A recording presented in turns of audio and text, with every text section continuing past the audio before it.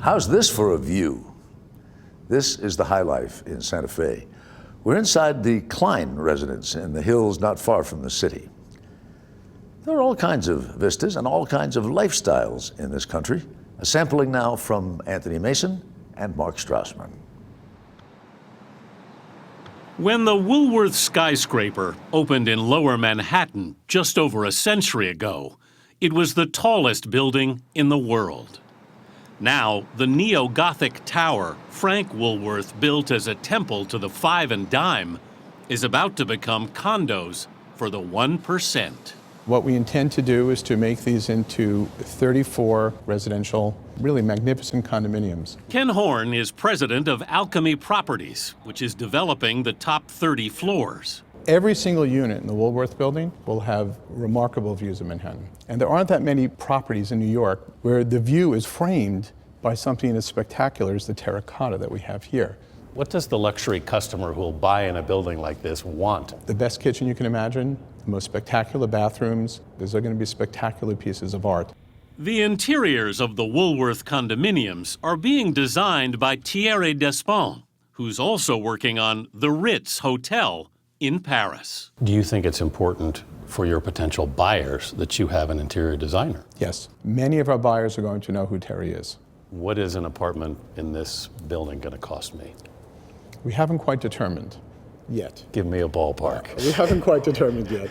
What is clear is that the ultra-luxury market is booming, and the billionaires shopping for trophy apartments want brand-name architects and designers. A Russian billionaire paid $88 million for a penthouse overlooking Central Park in this building, designed by Robert A.M. Stern. The owner of the NBA's Houston Rockets reportedly paid $42 million for the penthouse of another Stern building overlooking Gramercy Park. The trend began a decade ago when apartments in two towers on New York's Perry Street were snapped up by buyers like Calvin Klein and Martha Stewart. When Perry Street was sold, your name was kind of on the marquee. That's right, for better or worse.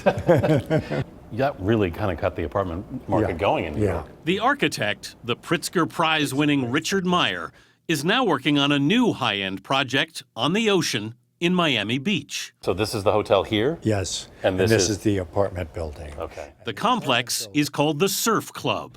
Tell me about these apartments up here. Well, the top floor, penthouse apartments are 2 floors, and then you come up to the roof, and each of the penthouse has a small little cabana and swimming pool. It also has an open space which gives light down to the floor below. It even has a personal elevator. There's an elevator. But you don't want to have to walk up.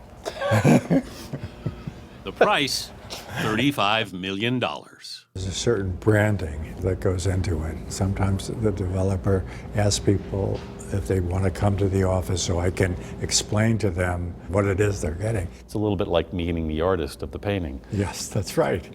Meier's firm is also working on luxury apartments in Tel Aviv, Taiwan, and Bogota, Colombia. How in demand are you for these kinds of projects now? Oh, not enough. Not enough. The number of billionaires is expected to increase by nearly 40% in the next decade. And what's that doing to prices? It's moving them up. It's moving them up because the competition for the better units is fierce. What will that mean for the apartment at the pinnacle of the Woolworth Tower? Ken Horn says the copper-domed cupola will become a 5-story penthouse. Almost a castle in the sky. We can't think of anything in the world that will be similar to that. Luxury real estate was expected to rebound after the recession. We're talking about $40, $50, $60 million apartments. I think that's true. Of course, when we introduce our pinnacle, probably no ceiling on that one.